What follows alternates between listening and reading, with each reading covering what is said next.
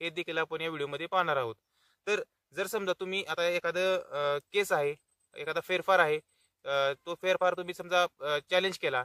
Challenge केल्यानंतर त्याचा निकाल झाला. तो निकाल जर समजा तुमच्यासारखा झाला किंवा विरोधात गेला असेल, त्याच्यावर अपील झालं, तर ते अपील किती दिवसात निकाली करावं याचं उत्तर तुम्हाला महाराष्ट्र लँड रेव्हेन्यू कोडचे कलम 255(4) मध्ये दिलेलं आहे.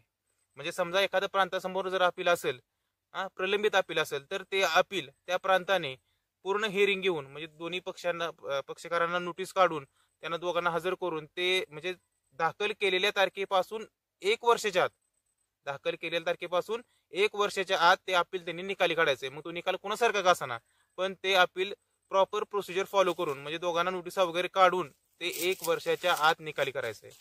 मग जर समजा प्रांत अधिकाऱ्यांना ते जे अपील आहे ते 1 वर्षाच्या आत निकाली काढणं अशक्य झालं तर, किंवा वेळ नाही पुरला तर त्यांनी काय करायचं?